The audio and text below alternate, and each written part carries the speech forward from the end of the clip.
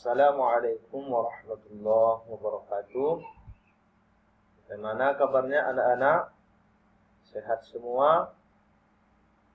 Anak-anak, sebelum kita mengawali pelajaran kita, mari terlebih dahulu kita awali dengan berdoa kepada Allah Subhanahu wa ta'ala. 1, 2, 3, berdoa, kita mulai. A'udzu billahi minasy syaithanir rajim. Bismillahirrahmanirrahim. Rabbi zidni ilman warzuqni fahma. Amin. Alhamdulillahi rabbil alamin.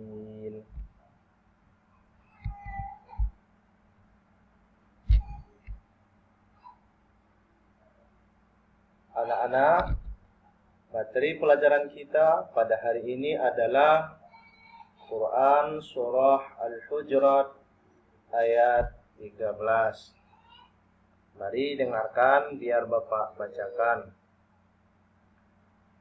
Perhatikan dengan baik ya anak-anak. A'udzu billahi minasy syaithanir rajim.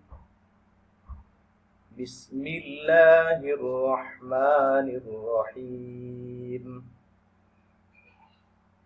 Ya ayyuhan nasu inna khalaqnakum min dzakarin wa unsa waja'alnakum syu'uban wa qabaila lita'arafu. Inna akramakum indallahi atqakum. Innallaha alimun khabir. Yang artinya, wahai manusia, sungguh kami telah menciptakan kamu dari seorang laki-laki dan seorang perempuan. Kemudian kami jadikan kamu berbangsa-bangsa dan bersuku-suku agar kamu saling mengenal. Sesungguhnya yang paling mulia di antara kamu di sisi Allah ialah orang yang paling bertakwa. Sungguh Allah Maha mengetahui lagi Maha teliti. Anak-anak, Allah telah menciptakan manusia berasal dari laki-laki dan perempuan. Di kodratnya pasangan laki-laki adalah perempuan. Jadi kita terlahir dari orang tua yang berbeda. Kita terlahir dari orang tua yang tidak sama. Allah menjadikan kita berbangsa-bangsa dan bersuku-suku. Ada ya bangsa Melayu, ada yang bangsa Arab, ada yang bangsa Indonesia seperti kita. Dan juga Allah menjadikan kita bersuku-suku, bukan hanya satu suku. Apa gunanya itu semua anak-anak?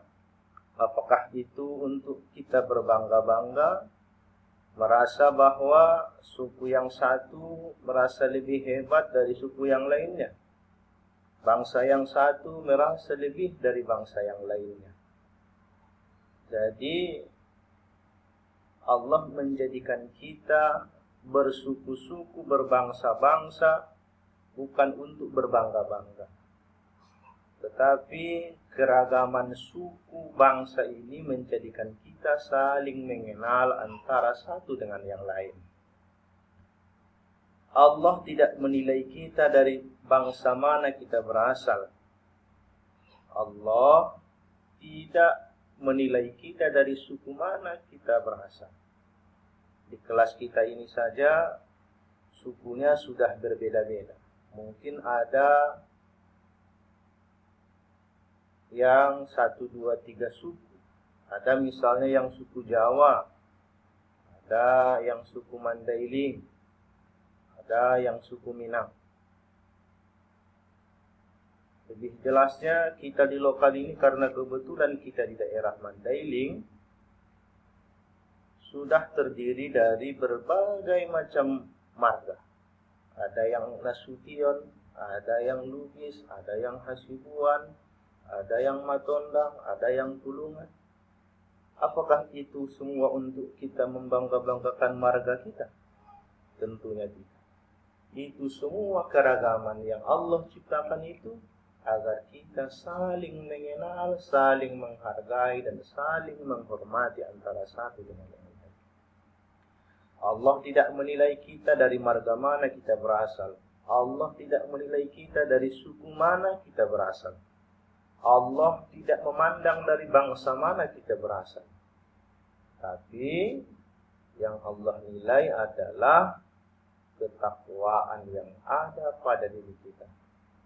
Nah, anakku semua, tahukah kamu apa yang dimaksud dengan takwa? Nah, kalau belum tahu, coba dengar yang Bapak sampaikan. Takwa itu berarti mengerjakan segala apa yang diperintahkan oleh Allah, melaksanakan segala suruhan Allah. Allah memerintahkan sesuatu untuk kita laksanakan, laksanakan. Misalnya sholat, Allah memerintahkan kita sholat, sholatlah. Itulah yang paling menjadikan kita bernilai di hadapan Allah Subhanahu wa Ta'ala. Jadi takwa itu tadi, di samping melaksanakan segala perintah Allah, juga berusaha semaksimal mungkin, berusaha sedaya mampu kita untuk menghindari dan menjauhi apa saja yang dilarang oleh Allah Subhanahu wa Ta'ala. Itulah anak-anak yang bisa kita ambil dari penjelasan ayat. Seterusnya dari ayat yang kita bacakan tadi, di ayat yang Bapak bacakan tadi, ada di situ hukum tajwid. Karena yang namanya membaca Al-Quran mesti sesuai makharijul huruf dan sesuai dengan hukum tajwid. Tapi yang kita bahas, yang akan kita kupas, yang akan kita pelajari di materi ini adalah 3 hukum tajwid. Mana dia? Yang pertama adalah berkenaan dengan mad asli. Mad asli. Kemudian apa? Masalah gunnah. Kemudian qol. Jadi apa itu mad asli? Mad asli itu berarti memanjangkan bacaan. Memanjangkan bacaan apabila memenuhi syarat untuk dipanjangkan. Ya, coba kita lihat. Di situ ada huruf-huruf mad asli. Jadi kalau ada kita temukan pada ayat Al-Quran, sewaktu kita membaca Al-Quran, ada kita dapati huruf-huruf yang seperti ini, maka itu cara bacanya disebut dengan asli. Mana saja dia huruf mad?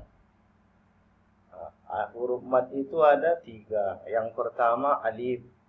Apa yang pertama? Yang pertama alif.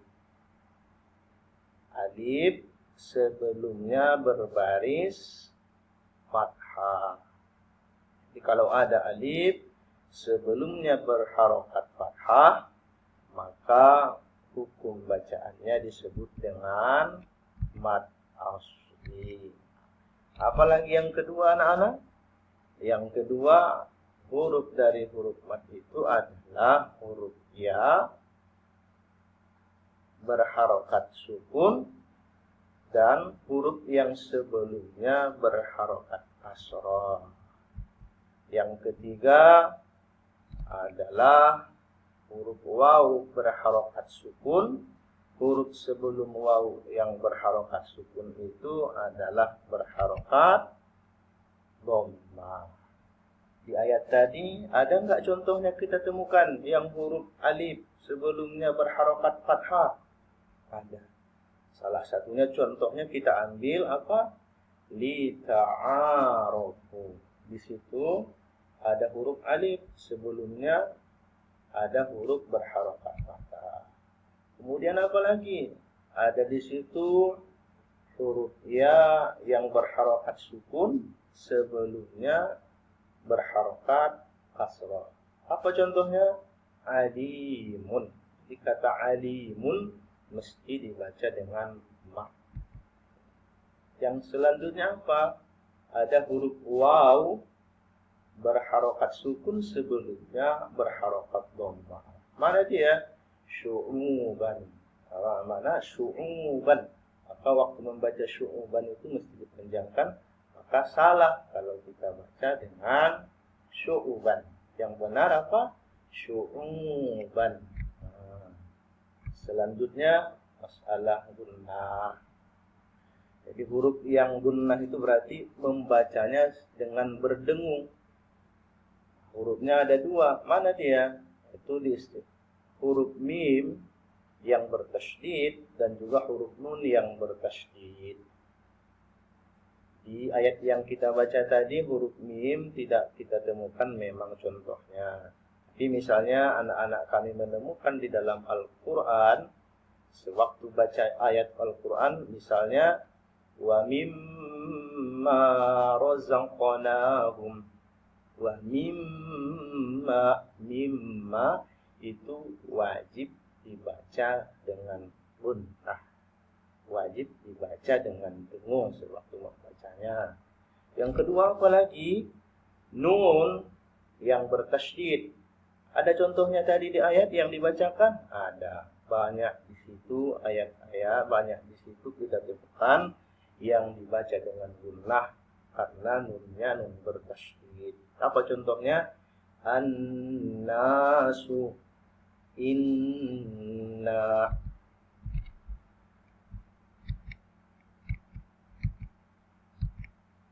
Selanjutnya adalah qalqalah. Huruf qalqalah ada sebanyak 5. Huruf ba, jim, dal, ko, dan qaf. Jadi apabila huruf yang 5 ini berharokat sukun atau berbaris mati, maka dibaca dengan qalqalah. Apa itu qalqalah? Qalqalah itu adalah membaca dengan ada suara memantul, ada pantulan. Misalnya apa? Khalaqnakum. Maka tidak boleh dibaca dengan khalaqnakum, tapi khalaqnakum. Nah, tadi di ayat itu ada kita temukan khalaqnakum. Itulah mengenai ilmu tajwid yang kita ambil dari materi yang tadi. Demikian anak-anak pelajaran kita. Semoga Allah senantiasa memberikan kepada kita ilmu yang barokah, ilmu yang bermanfaat, yang bisa menjadikan kita orang-orang yang mendapat ridho dan sayang dari Allah Subhanahu wa ta'ala. Wabillahi taufiq wal hidayah. Wassalamualaikum warahmatullahi wabarakatuh.